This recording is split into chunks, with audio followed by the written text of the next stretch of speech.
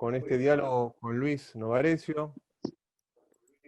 Bienvenidos a todos los que están aquí. Gracias por la paciencia. Vemos muchos cuadraditos, muchas pantallas.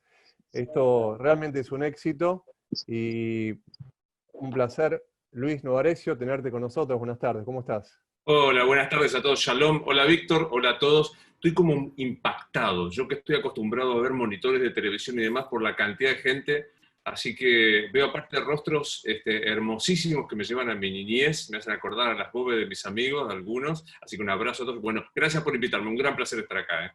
Gracias, Luis. Gracias por tu compromiso de siempre, pero como corresponde, me gustaría darle la palabra para que abramos formalmente con el presidente de la DAIA, el doctor Jorge Knolovich. Jorge, adelante. Hola Luis y hola a todos y gracias por acompañarnos en esta actividad de DAIA. Estamos todos abrumados desde hace 160 días o más, hemos perdido la cuenta con tanta información y entonces es momento cuando uno de pensar qué periodistas vale la pena escuchar.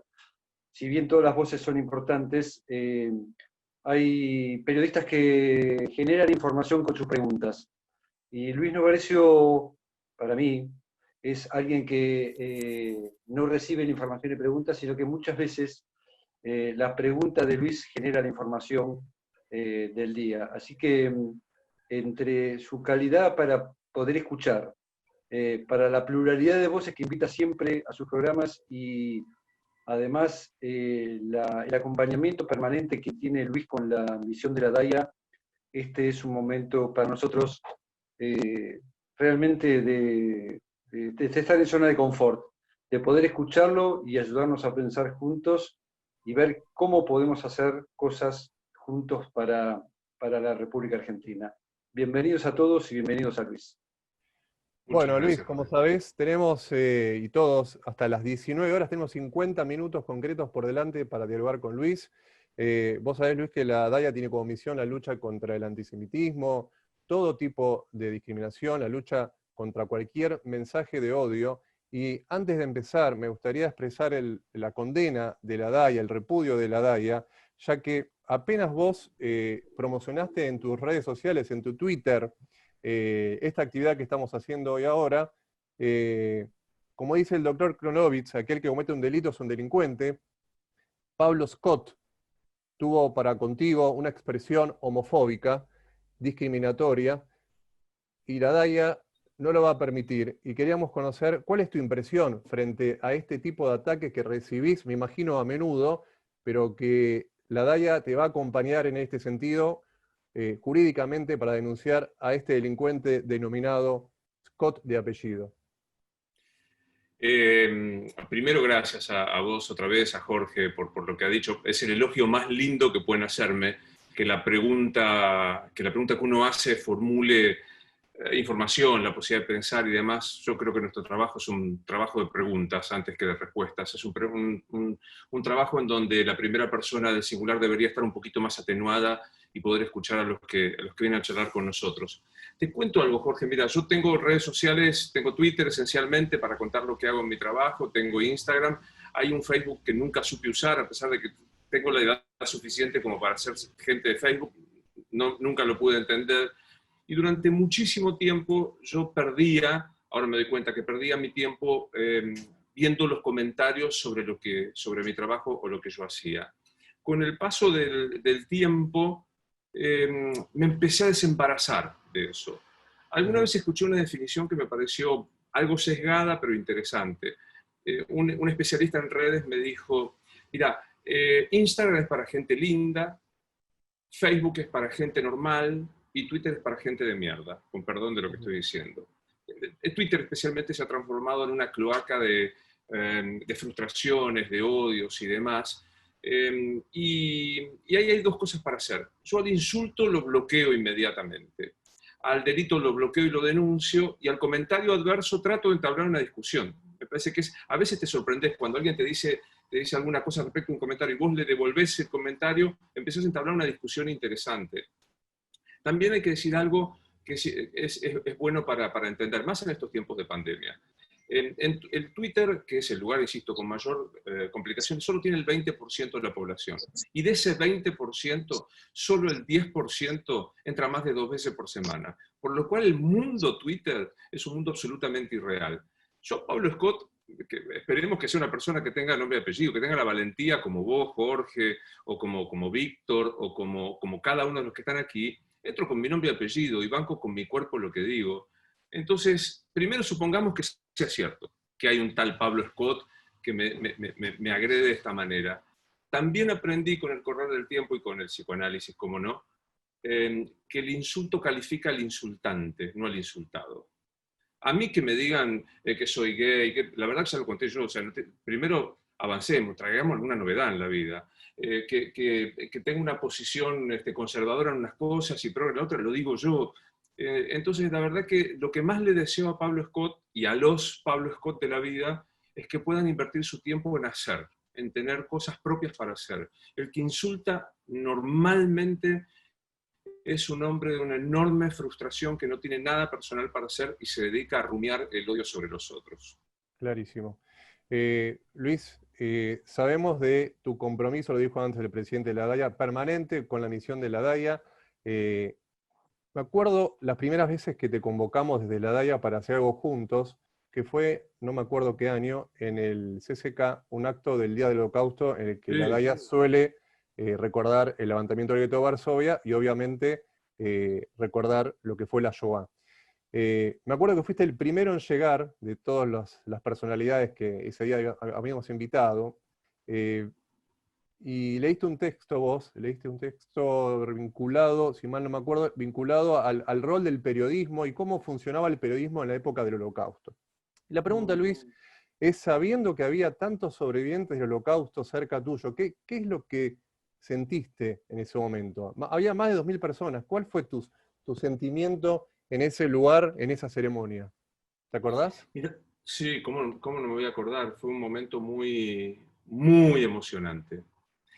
Que a mí me retrotrae, como decía, cuando entré recién al Zoom y vi algunos rostros, a mi más precoz infancia. Eso ya lo conté muchas veces y perdón si aburro con este tema.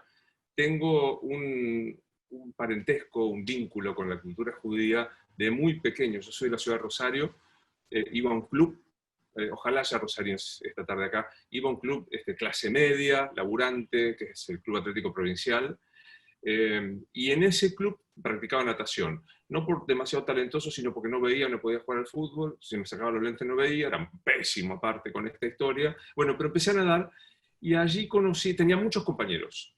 Y compañeros todos, como ahora verán, de origen español. Jerkowski, Kierkowski, Satanowski, Sexer, Sekler, Vinovetsky, y así sucesivamente. Por lo cual pasé muchos más bar mitzvah que comuniones de cuando era muy pibe.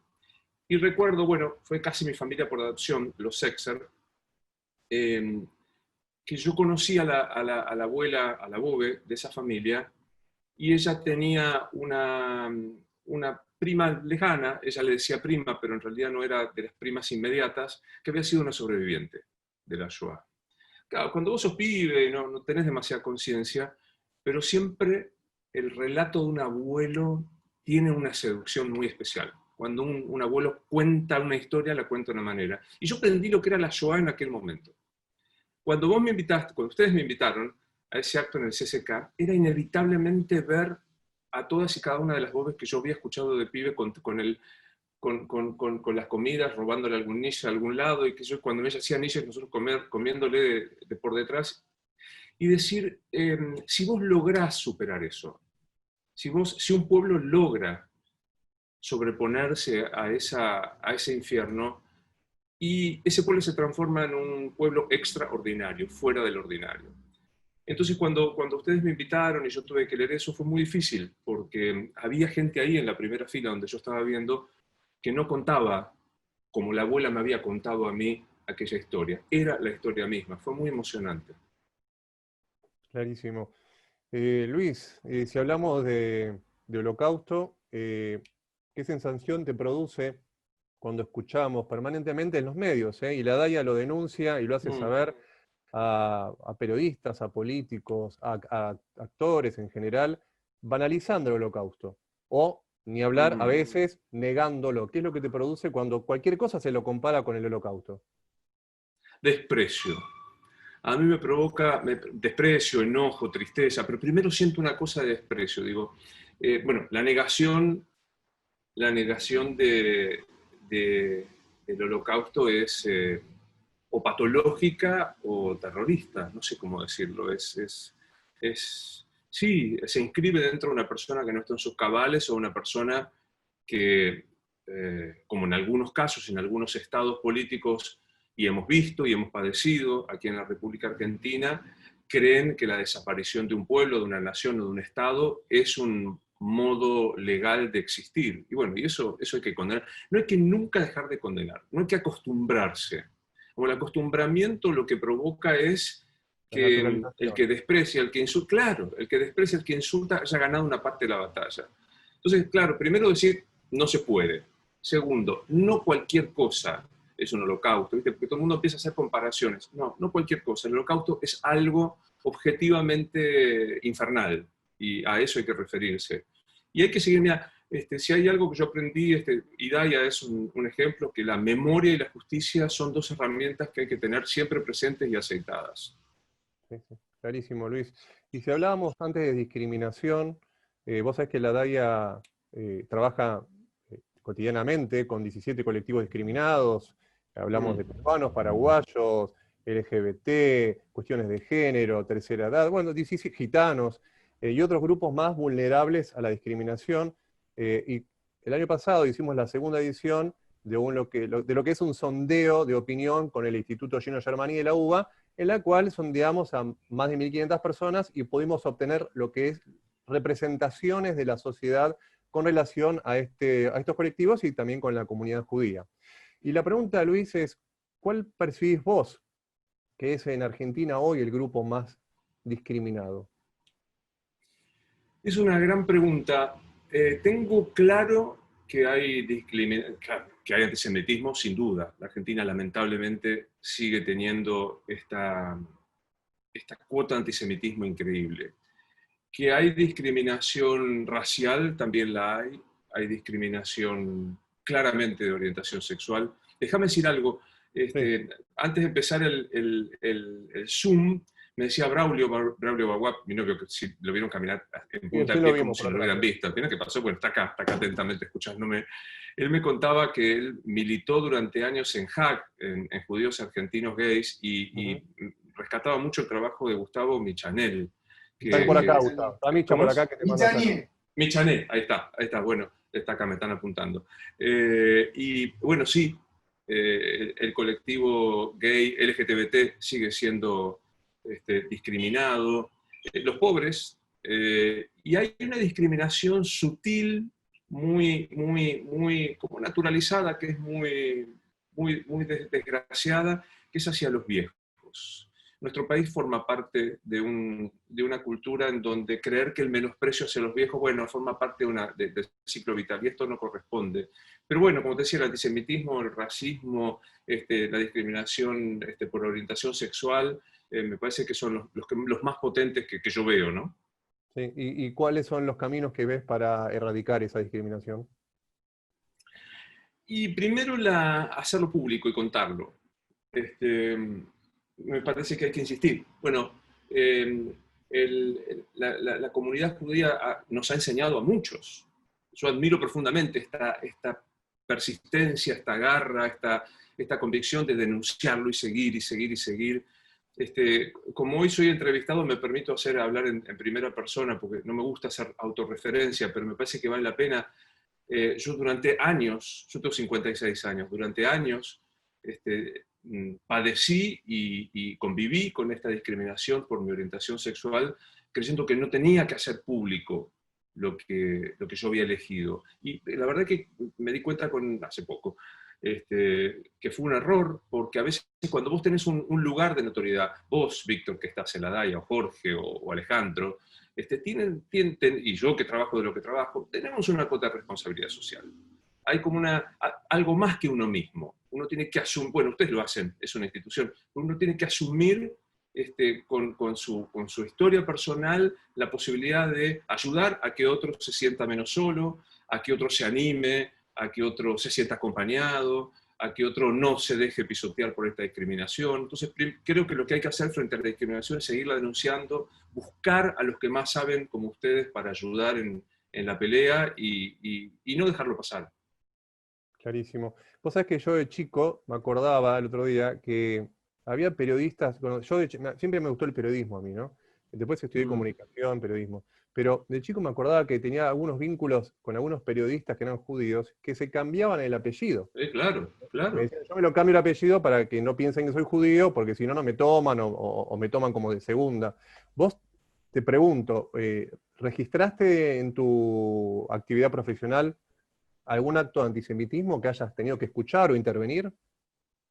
No en la profesión, no en la profesión. Sí en la vida. Sí, esto que vos decís de los cambios de apellidos es muy común. Digamos, yo tengo, pero no solo de gente de 70 para arriba, en donde el antisemitismo todavía era peor. Gente de mi edad. Tuve un compañero de trabajo que cambió su apellido. No en la profesión, sí en la vida. Mira, y es horrible. Vuelvo a mis épocas de infancia. Cuando yo nadaba, me regalaron, la mamá de los Exer me regaló una estrella de David, que todavía conservo. Mm. Que aparte es un símbolo estéticamente bello, ¿no? Y yo me sentía como, porque la historia es que yo era la minoría en ese grupo. Eran dos paisanos menos el que suscribe. Entonces, yo me puse mi estrella de David. Y me acuerdo una vez que yendo en un viaje a Santa Fe, escuché por primera vez el judío de mierda, que nos dijeron a todos. Que En un sentí como... micro. En un micro de lactancia. El micro se llamaba micro. Me puedo ubicar hasta perfectamente donde estaba sentado, la cara del tipo que nos lo dijo. Íbamos en micro porque, en la compañía de micro, porque vos llegabas a la estación de ómnibus y te llevabas hasta tu casa. Mirá lo que me vengo a acordar ahora. Yo tendría 12, 11, no me acuerdo, qué sé yo qué. Y me acuerdo que el papá que nos acompañaba, que era judío, no reaccionó. Nos pidió que bajando, ¿no? Y yo me sentí herido, como todos los otros. Y uno de los pibes, un poco más grande que nosotros, dijo, no te voy a permitir que me insultes diciendo la palabra mierda. Soy judío con mucho orgullo. Y se puso a llorar. Éramos pibes, ¿no? De esos muchos. Pero en la profesión hoy, la verdad, no me doy cuenta, ¿eh? No me doy cuenta. Capaz que haya pasado, que haya habido alguna discriminación por ser judío, no. Claro, claro. Tenés el recuerdo ese de la infancia y después, Sí. eh, Y después muchas otras veces, sí, lamentablemente. O sea, en algún momento, estoy hablando, ¿cuántas malas palabras puedo decir en el Zoom en una hora? ¿Cuántas tengo autorizadas? ¿Se pueden decir? ¿Hay la que un quieras, cupo? libre, libre, gratuito. No, un amigo mío, militante de los derechos LGTBI en Rosario, me decía, me está todo muy bien, cuando yo conté y salí del closet, que yo qué, obra del señor Braulio Baguap, que está aquí, me dijo, todo muy lindo, te van a felicitar, bancátela que en algún momento te van a decir puto de mierda. Y yo creo que esto funciona, y sí, me ha pasado, obvio. Bueno, Este, antes te lo decíamos, ¿no? Antes viste, claro, marcamos este paso. Scott, tal Scott, ¿no? Bueno, Sí. y no hay que acostumbrarse, pero creo que el negro de tal, judío de cual, etcétera, etcétera, lamentablemente sigue funcionando. Hay que denunciarlo, hay que combatirlo. Pero lo primero que hay que hacer, a mí me costó internalizarlo, es que tener claro, y yo lo siento profundamente, el insulto califica al insultante, no te califica a vos. No dice nada de vos ese insulto. Totalmente, sí, sí, lo decías antes. Luis, siempre que te convocamos desde la DAIA o para los actos del Día del Holocausto o para algún video de Pesaj para saludar Sí. a la sociedad de la Pascua y a la comunidad judía en Pesaj, o como hoy para este encuentro, o tantas cosas que hicimos juntos, ¿por qué siempre me decís que sí? La pregunta sería, ¿por qué no voy a decir que sí? A mí me resulta muy grato, te insisto, me acerca a la historia mía personal. También lo digo mucho, pero me gusta repetirlo. Yo soy agnóstico, pero no soy un agnóstico orgulloso de mi agnosticismo. Nada me gustaría más que tener una fe religiosa que explicara lo inexplicable. Dicho esto, si la fe fuese una cuestión de elección, cosa que no lo es, o sea, no es que uno, buenas, hoy quiero creer, buenas, hoy quiero ser tal cosa, pero si esto fuera así, a mí me gustaría ser judío, porque la tradición judía, como buen agnóstico, soy muy curioso de las religiones. Entonces, siempre digo esto, ¿no? Que la tradición judía tiene un valor que la hace muy interesante, que es la duda como modo de construcción. En las religiones, en las monoteístas, a ver, quedémonos con esta, ¿no? En las tres grandes monoteístas, el dogma de fe para los cristianos, la verdad revelada para los musulmanes, es una valla muy difícil para los que intentamos pensar. Porque decís, ¿por qué es esto? Yo que tuve una pequeña tradición hasta mis 10, 12 años de católico, ¿por qué es esto? Es un misterio, es una verdad de fe. Y entonces, frente a la verdad de fe, si no tenés el don de la fe, chocás. En cambio, en la tradición judía hay siempre una discusión. Yo siempre digo lo mismo. Siempre hay un rabino que te ayuda a pensar distinto de lo que piensa el rabino al lado. Entonces, esta cosa así como a mí me pasa, a veces son difíciles las discusiones cuando están discutiendo, mamita, hay que estar ahí en ese medio de la discusión y lograr meter bocado. Pero bueno, ¿por qué no me voy a estar? ¿Por qué no voy a estar cuando? Primero, porque son actos que me parece que me honran estar, repudiar la discriminación, recordar la Shoah, pensar en el Pesaj, un momento hermosísimo. El Pesaj es un momento, para los que no creemos, también muy interesante reflexión personal. ¿Cómo no voy a estar? Clarísimo, Luis. ¿Dónde estabas el 18 de julio del 94, a las 9:53? Al aire, en Rosario. Yo estaba trabajando, yo estaba conduciendo un programa de 9 a 12 en Radio 2 de Rosario, estaba al aire, y me enteré de esto. Nos enteramos como todos nos enteramos, imagínate 300 kilómetros de diferencia. Inmediatamente no tomamos dimensión, sino hasta cuando vimos las imágenes. Yo después me vine a cubrir, vine como movilero, vine a hacer algunas cosas.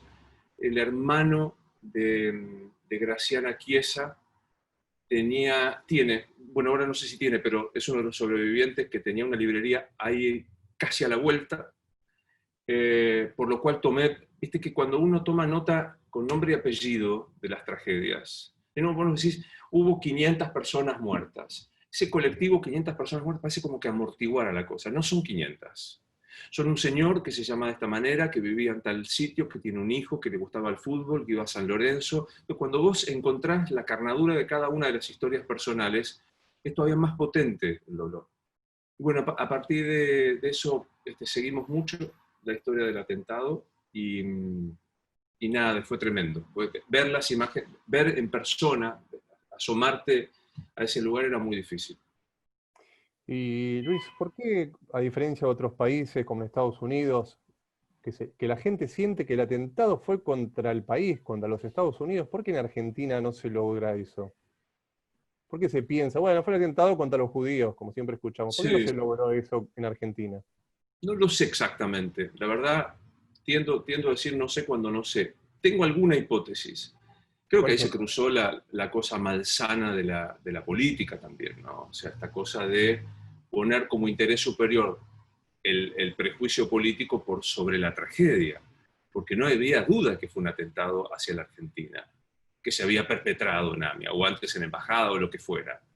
Y creo que ahí la mezquindad, nosotros actuamos muy mezquinamente, digo, respecto de no entender que era una tragedia para todos los argentinos, que involucraba al pueblo judío, que involucraba a los dirigentes. Fuimos muy mezquinos. Creo que la política, que es bien mezquina en la Argentina, primó por sobre esto. primó por sobre el dolor, decís. Primó sobre el dolor, primó sobre entender la magnitud de lo que estaba pasando. O sea, yo creo que bueno, después vino lo que vino con la investigación judicial, con los intentos de desviar, con las apariciones de hipótesis ridículas, con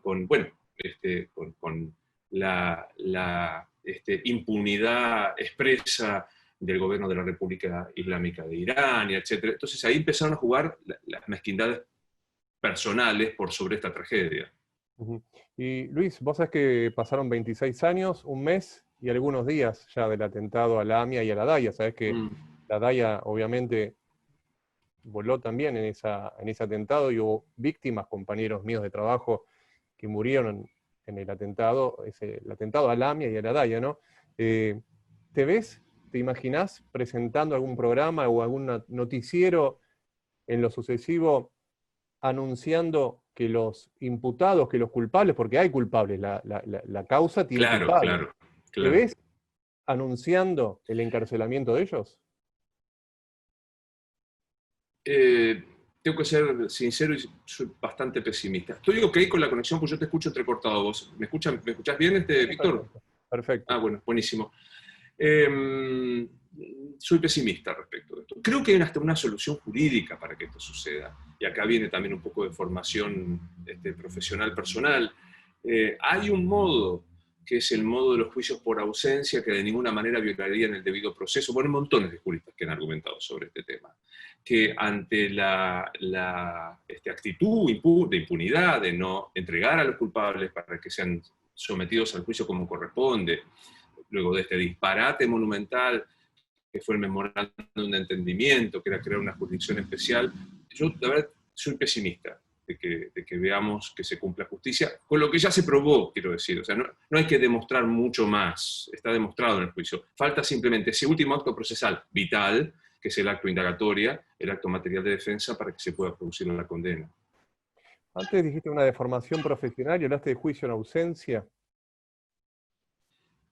Perdón, ahí se me cortó, ¿qué me Sí, decías? te lo repito, hablaste de una deformación profesional porque sos abogado y hablaste de lo que es Sí. el juicio en ausencia. Claro, porque el juicio en ausencia condena, por ejemplo, de Astiz en Francia, Astiz se lo condenó en ausencia, es el modo de dar todas las chances al imputado para que venga y se presente. Hagámoslo poco técnico, porque yo aparte no soy penalista. El proceso penal tiene un momento vital, sin el cual no se puede concluir, que es el acto de la defensa. El acto de la defensa se llama indagatoria. Tan es vital que en el acto de la defensa vos podés permanecer en silencio y eso no debe ser tomado como una prueba en tu contra. El fiscal debe probar la imputación que se está realizando, cosa que se hizo en el atentado de AMIA. Cuando el imputado, de manera artera, de manera deliberada, para entorpecer el juicio, no comparece, teniendo todas las garantías del debido proceso, existe una imagen, una figura jurídica que se llama el juicio en ausencia, que es, mira, te dimos todas las posibilidades. Vamos a nombrarte un defensor que te va a defender y lo va a hacer como corresponde. Tu presencia física no puede impedir algo superior que llegar al acto de justicia. Insisto, se hizo con Astiz. Algunos decían, vos sabés que la ley penal nunca puede ser retroactiva. La ley penal tiene que ser siempre de aquí en adelante, si no te crea un delito para vos y va para atrás. Es decir, yo en este momento no sé, creo que un delito es saludar por la ventana, no está en el Código Penal. Me creás vos después que yo saludé por la ventana el delito y me juzgás por esto. No se puede, de ninguna manera. Entonces, decían, va contra el principio de retroactividad. Y no, se me escapa el nombre de este jurista que tantas veces, Mariano Borinsky, uno, y me falta el otro, que es un juez en lo contencioso administrativo, lo explicaron y llevaron el proyecto, porque el juicio en ausencia, si hoy se sancionase, no violaría el principio de retroactividad, porque lo único que haría es garantizar la indagatoria. O venís o la tomamos en ausencia, pero no generaría una contaminación del resto del proceso. O sea, hoy se podría, no creo que haya voluntad para hacerlo. Voluntad política, decís. Obvio, obvio. Luis, hablando del atentado a la AMIA y a la DAIA, habrás entrevistado en estos 26 años y un mes a muchas víctimas, familiares de víctimas, perdón, a familiares de víctimas. ¿Con quién tuviste más vínculo? ¿A quién recordás? ¿Qué te producen cuando los entrevistás? Porque pasaron 26 años. Vos tenés 58, dijiste, 57. 56, che. ¿Qué te pasa? 56, perdón, 56. perdón. Te calmás Tenías, con la edad. perdóname, Claro. perdóname, pareces menos. Tenías 30 y pico. O sea, Sí. la mitad, nos pasó a todos la mitad de la vida. ¿Tenés Sí, algún sí. recuerdo de alguno de los familiares que hayas entrevistado o que frecuentemente se te venga a la cabeza? De muchos, en algunos también para no generar, porque después dentro de los familiares hubo distintas corrientes de acción, incluso política. Entonces, cuando vos por ahí nombrabas a alguno se sentía ofendido porque se pertenece a la línea tal o a la línea cual. Yo vuelvo al que no era un familiar de la AMIA, pero sí era un testigo inmediato, que es este dueño de esta librería, Sí. Jorge, que vivía ahí a la vuelta, de calle Pasteur, y que no me olvido jamás, quedó con secuelas físicas, no me olvido jamás su mirada cuando me contaba lo que fue la explosión. Bueno, y a partir de allí, padres que perdieron a sus hijos, esposas que no vieron nunca más a sus esposos, que no vieron nacer a sus hijos, bueno, tantos. Sabes que la Daya, en estos tantos años ya hemos hecho muchos recuerdos y me hiciste acordar de uno especialmente que hicimos con chicos que nacieron el 18 de julio. Mm. Eh, ¿Cuál es el mensaje tuyo para esos chicos que hoy tienen 26 años y un mes? Uno tiende a creer que la vida empieza cuando uno nace. Viste que, bueno, yo daba clases en la facultad y me acuerdo que por ahí preguntabas una cosa y me decían, pero eso pasó hace mucho tiempo. Y yo decía, quiero informarles que pasaron cosas antes que ustedes hubieran nacido. Les juro que el mundo no empezó cuando... Bueno, y uno por ahí tiene esa mirada un poco adolescente. Hacer memoria, yo lo que diría es que hacer memoria es la salvaguarda del futuro. No hay posibilidad de futuro si vos construís en el medio de la impunidad, del olvido o de la falta de justicia. En algún momento tu historia futura te pasa factura por lo que no hiciste respecto a tu pasado. Entonces, aún no habiéndolo vivido, aún siendo... Pasa mucho con la democracia, ¿viste? Claro, yo en el 83 tenía 18 años, yo voté a los 18 años y un poquito más. Entonces, para nosotros la conquista del voto, y oye, pibes nativo democrático de hace rato, que no tienen la menor idea de lo que era no ir a votar. Claro. Hay que recordarlo, porque la salvaguarda de ese futuro democrático tiene que ver con recordar aquello y exigir también justicia, y lo propio pasa con los atentados de AMIA y Embajada. Correcto. Luis, y si vamos al plano de hoy, del día de hoy, ¿cómo estamos viviendo hoy? ¿Qué se está viviendo hoy? Aparte de una pandemia que nos tiene a todos confundidos, algunos un poco más locos, ¿qué es lo que se viene? Bueno, primero está este marco, ¿no? Que vos decís, que es el marco de la pandemia, las restricciones que tenemos y tuvimos, que son absolutamente antinaturales. Hay algunas que, digamos, hay algo claro, no hay un invento, por lo menos no está probado, de este virus como una actitud morbosa de dominación social. Después cada país lo resolvió como pudo.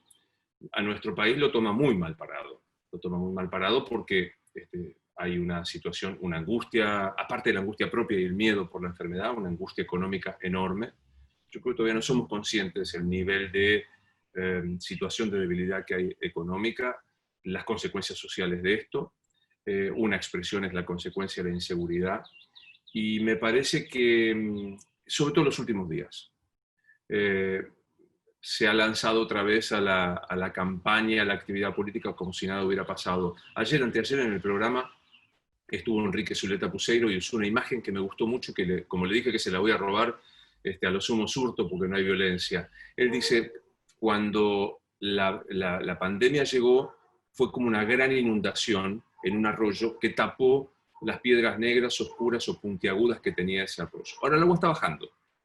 Las piedras siguen estando ahí, siguen estando tan puntiagudas, tan negras y tan peligrosas como siempre. Y me parece que esto pasó.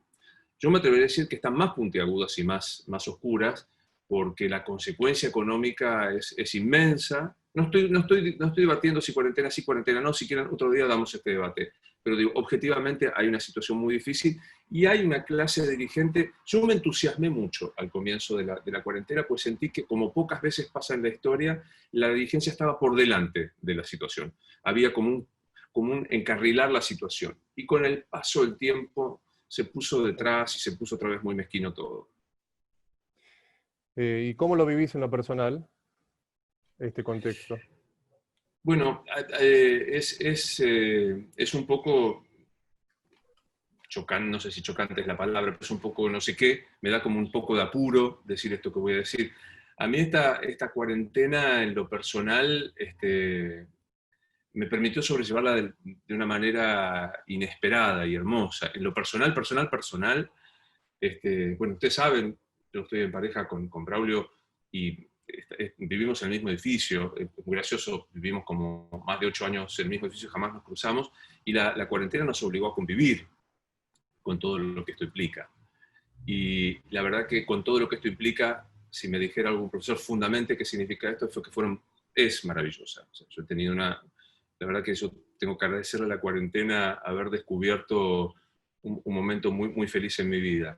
A esto hay que sumarle que yo trabajo, yo nunca estuve encerrado totalmente. Ahora yo solo salgo para hacer animales a la noche, hago la radio desde mi casa, pero algo, digamos, algo he salido, trabajo de lo que me gusta, me pagan por mi trabajo. En muchos casos en los medios se ha puesto muy difícil, estoy un poco agobiado. A pesar, o sea, dicho esto, estoy feliz en lo personal, en lo profesional estoy haciendo lo que me gusta.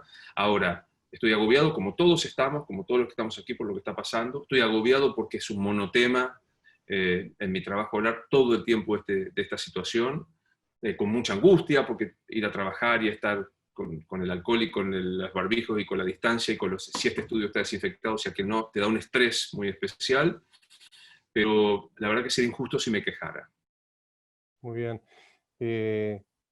Y si hablamos de, si hablamos de lo que se viene en materia económica, ¿qué vislumbrás vos y cuáles son los tiempos que vislumbrás de esta caída? Mira, hay datos que son objetivos, que son indiscutibles. El 50% o más de la gente va a estar en situación de pobreza. 1 de cada 2 chicos menores de 14 años es pobre. La indigencia ha aumentado.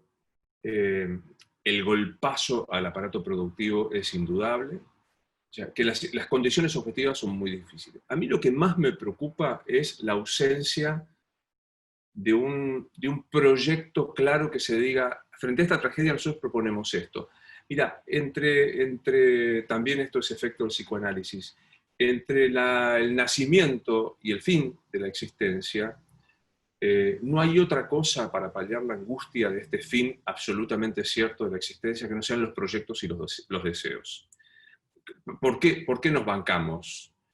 Ser conscientes cuando empezamos a ser conscientes, cuando tenemos la posibilidad que nos vamos a morir. O sea, que una cosa horripilante, ¿cómo que me voy a morir? Yo confieso, digo, capaz que por ahí no es así, que en algún momento alguien me demuestra que no. Pero digo, da la impresión de que todos nos vamos a morir. Para poder mitigar eso, están los proyectos y los deseos. Y en la política pasa más o menos lo mismo.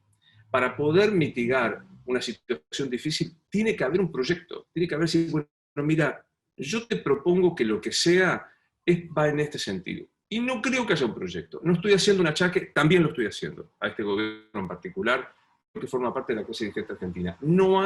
La política no es de grandes cosas, la política no es de épicas fenomenales, es de trazar un horizonte más o menos razonable para que yo pueda proyectar. Es decir, mira, esto va a estar más o menos estable para que vos hagas lo que vos quieras con tus deseos y con tus proyectos. Y eso no está. ¿Y crees que a mayor crisis económica, que es la que estás hablando vos, mayor antisemitismo va a haber? Yo creo que las crisis económicas detonan los fantasmas más siniestros. Sí, yo creo que las intolerancias también tienen que ver con, tienen mejor caldo de cultivo en situaciones de crisis. Sí, es probable. Es probable. Y cuando se habla de los negocios, el mundo de los negocios y los judíos y la vacuna, ¿qué te produce toda esta mezcla tenebrosa, por así decirlo? Una burrada antisemita, primero me parece, ¿no? Yo otra vez voy a autorreferirme, pero estoy liberado porque soy el entrevistado, no soy el entrevistado. Fui a Israel y me quedé muy impactado, yo por unos pocos días y me quedé varias semanas. Claro, yo confieso que tenía la esperanza de que la vacuna apareciera del Tecnón o alguno de estos lugares fenomenales que tiene allá, yo que enseguida va a aparecer y bueno, capaz que sí, con toda esta historia. Nada, qué sé yo, ¿viste? Siempre esta pavada, esta cosa de La Plata y de la del sionismo y que yo cuántas cosas. Me parece un disparate tan genial. Es medio como aburrido tener que referirse a esto. Pero es verdad, yo te entiendo porque existe, Víctor, pero nada, me parece... Encubre ignorancia, encubre antisemitismo, encubre discriminación, encubre un montón de cosas. Cuando ganaste el Martín Fierro de Oro, me acuerdo que yo te llamé para saludarte, para felicitarte, sí. Y de paso decirte que me honra tu amistad. Me acuerdo el sonido de tu respuesta o de tu voz, no sé si era no solamente humilde, como que la sensación era como que no te vanagloriabas del Martín Fierro de Oro, siendo el premio mayor en Argentina para el periodismo. ¿Es humildad o es otra cosa con relación al reconocimiento? Que es un poco de todo, ¿no? También lo estoy viendo en análisis. Acá soy bastante judío. Pero yo no te cobro nada por la consulta. Está. Yo acá soy bastante judío, esta cosa medio del esfuerzo y que nunca alcanza, ¿viste? Que nunca alcanza. Sí. Yo siempre digo que, no sé ante quién, pero uno está como en permanente demostración de que está a la altura de las circunstancias. Entonces, cuando te dan un premio, decís, bueno, ya está, te dieron un premio, y vos decís, pero me lo habré merecido. ¿Viste? Te agarra esa cosa ¿Se habrán equivocado? Claro, yo digo esto, ¿no? Los premios son de una arbitrariedad infinita, porque digo, a los que les gusta el cine, cuando está Meryl Streep en la pantalla, ¿hay otra actriz mejor? No hay ninguna otra mejor. Bueno, y a veces no gana. Entonces vos decís, ¿qué? ¿Kate Blanchett es mala? No es mala, es arbitrario. En todo caso, cuando la arbitrariedad me favorece, me parece encantadora. Cuando la arbitrariedad me deja fuera, no me gusta tanto. Pero también tiene que ver con lo que son las construcciones de nuestro oficio. Son construcciones colectivas. De verdad lo digo, yo estoy seguro de este tema. No hay una construcción individual, no hay un tipo que es el que se lleva adelante, el programa solo o plantea una construcción colectiva. Entonces cuando vos recibís un premio decís, pucha, pero un conocidísimo colega, cuando nos dieron el premio a nosotros, dijo, no se lo merece, porque habiendo tantos otros, y tiene razón, digo, si Larrea está hoy hablando en un micrófono, ninguno puede ser mejor que Héctor Larrea, nadie puede ser mejor que Héctor Larrea. Sin embargo, creo que la gente que te dio el premio en ese momento dijo, mira, este tipo este año laburó bien y merece esto. Ahora, no hay que creérsela, ¿viste? No hay que creerse. Nosotros somos de un egocentrismo, el narcisismo de todos los que Blackie decía, a los que tengan unos cuantos años van a saber de qué se trata, de Paloma Fromm, la gran periodista, la genia que le encantaba el jazz y empezó a hacer radio cultural y después terminó haciendo cosas maravillosas. Paloma Fromm decía, desconfíen de los que se pintan la cara todos los días. Yo se los transmito, desconfíen de todos los que nos pintamos la cara todos los días, tenemos algún problemita. Ajá. Luis, decime a quién nunca sentarías en tus estudios a entrevistar, a quién en tu sillón, ahí que estás entrevistando. Se me armó un lío, se me armó un lío porque yo lo dije, y uno se enojó mucho, que es Domingo Cavallo. Yo a Domingo Cavallo no lo entrevistaría y lo explico por qué.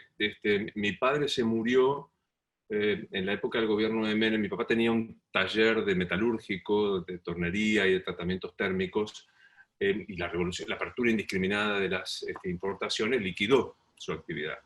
Y mi viejo, que era un inmigrante italiano que vino en el 48 con su padre y sus dos hermanos, había hecho ese taller con enorme esfuerzo. Y no soportó, yo creo, no soportó ver lo que estaba pasando. Se murió. A mí me tocó rematar ese taller. Y yo siento que el emblema de aquello es Domingo Cavallo. Entonces digo, ¿por qué no lo quiero entrevistar a Cavallo? Porque no voy a tener la ecuanimidad de estar frente a él y no decirle esto y no zarparme.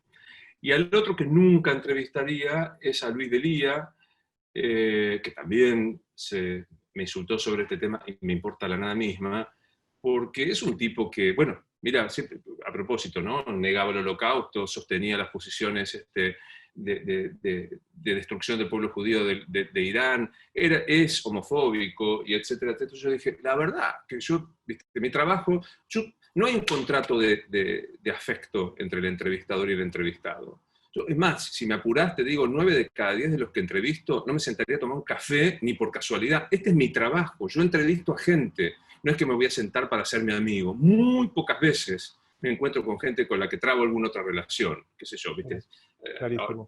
Ahora con Sarlo me hice amigo, con Darío Stanraiver me hice amigo, pero la verdad son los menos.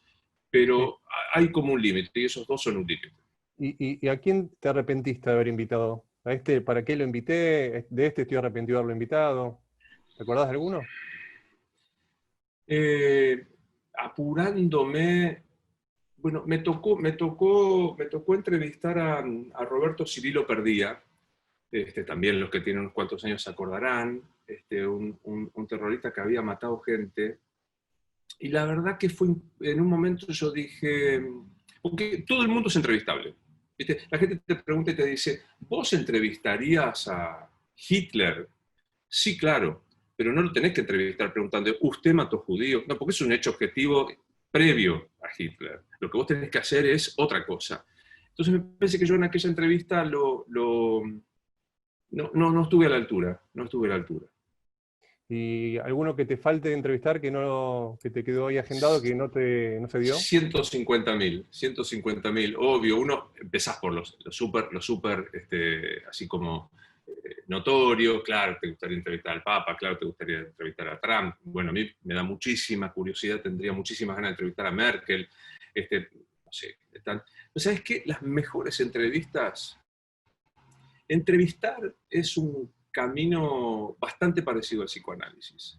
La entrevista es primero uno va a ver qué pasa con ese entrevistado. Si bien vos vas con un plan, salvo que te toque entrevistar a Marco del Pont que sacó la moratoria, que no, la verdad es lo más aburrido que puede pasar en la vida, ir a preguntar en moratoria. Pero cuando vos tenés entrevista, yo hacía un programa que extraño mucho, que era el de la entrevista en A24, y me sentaba con personajes que hablaban de temas de actualidad, y sin embargo aparecían cosas muy distintas, porque uno tiene que escuchar. Y normalmente los menos esperados o los menos deseados como entrevistados son los que más satisfacción te dan, si vos te dejás llevar por este camino de la escucha.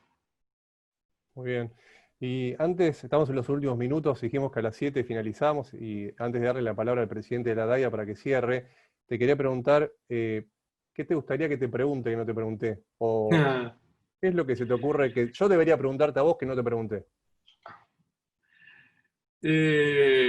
Yo termino casi siempre mis entrevistas en los mano a mano, ahora no, porque hago un programa de mucha actualidad, pero en la entrevista que hacíamos en A24, preguntaba muy persistentemente con nos morimos y qué pasa. Y a mí es una pregunta que me sigue desafiando.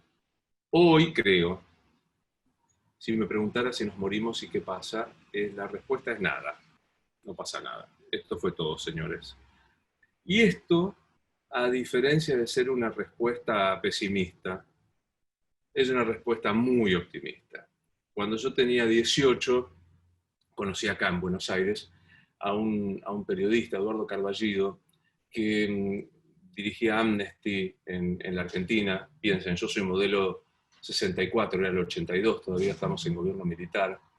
Y como primer regalo que me hizo fue un libro de Sartre, que es La náusea. Ahora que hay más tiempo para leer, yo sé que es medio heavy lo que estoy recomendando, pero les recomiendo, si no lo leyeron, que se asomen a Sartre y a La náusea. Y a partir de ahí me hice como buen ansioso que soy, de leer todo. Y Sartre tiene un librito que se llama El existencialismo es un humanismo. Y él dice esto, que como no pasa nada, nos morimos y 1,20 m, y si te he visto no me acuerdo, antes que ser pesimista es muy optimista, porque te obliga a lanzarte a hacer las cosas que deseas. Es una licencia. No hay motivo. Porque mira, si hay una vida después, suponete que hay una vida después, no estamos enterados. No perdamos el tiempo esperando lo que va a venir. Es acá. Es ponerle garra ahora. Es poner en acto el deseo. Es poner fuerza, actitud y hacerlo. Estoy hablando desde lo más grande hasta lo más pequeño. Entonces, ante la pregunta es, ¿nos morimos y qué pasa? Yo le digo, nada creativa, la nada la nada que va para adelante, y no el deseo, como viste, la esperanza tiene muy buena prensa, pero dice mi amigo Rolón, uno cuando se va a operar no tiene esperanza que el médico sepa operar. Se me tengo que sacar un cálculo. Doctor, yo tengo esperanza que usted sepa. No, a ver, ¿cuántos operó? ¿Cómo sabe? ¿Cómo le fueron las operaciones? Entonces, la esperanza, está bien, yo la respeto. Pongámosle más acto a las cosas. El presente. Está el presidente de la DAIA porque lo perdí de los tantos cuadraditos que hay, lo perdí. No sé dónde está, se me perdió a mí también. Jorge, ¿estás? ¿Así hacemos el cierre? Estoy. ¿Me ves? Sí, ahora sí. Adelante, Jorge.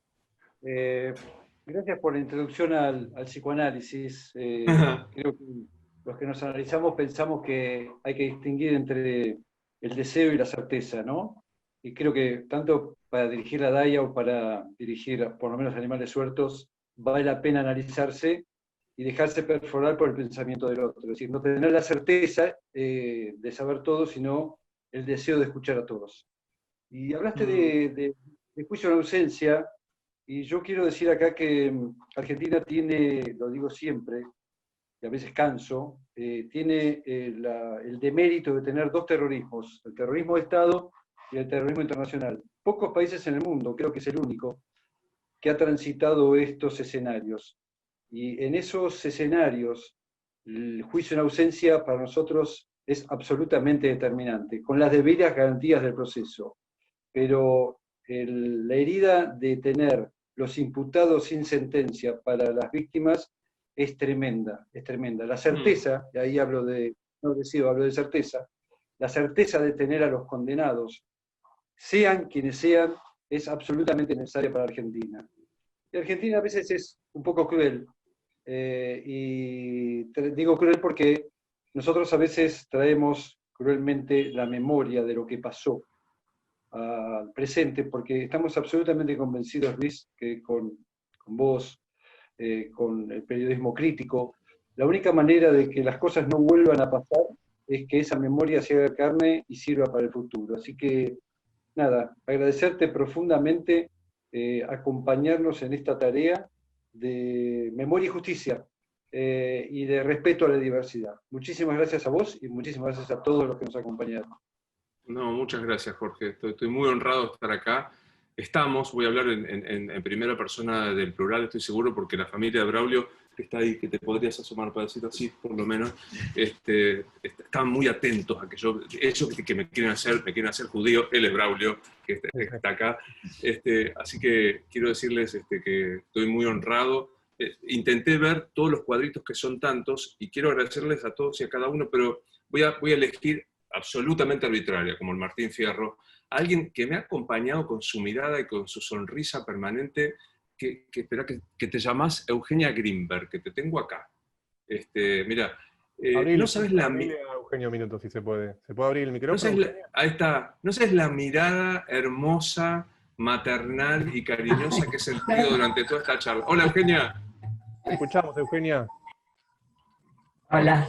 Habla. Gracias. Nada, muchas gracias. Una charla preciosa, muy agradable. Yo no soy muy inteligente. A mí 2 más 2 me da con decimales, viste los silogismos, Sócrates, mortal, todos no entiendo de qué están hablando, pero tengo algo que creo, mira qué pedante soy, que es la inteligencia intuitiva. Y he visto en la mirada de todos y cada uno de ustedes, pero especialmente en tu mirada, Eugenia, un afecto que te agradezco mucho porque me acompañó en esta cosa, esta porquería de estar alejados todos en este Zoom, que creo que algún día volveremos a vernos como corresponde. Me has acompañado como si estuvieras acá al lado mío. Bueno, gracias. Así me sentí yo. Gracias. Gracias a todos. Luis, muchas gracias. Gracias a todos y con mucha salud para todos. Gracias por venir. Gracias por estar. Dale. Chau, un gusto verlos. Un aplauso para Luis en la cámara. Gracias. Muchas gracias. Chau.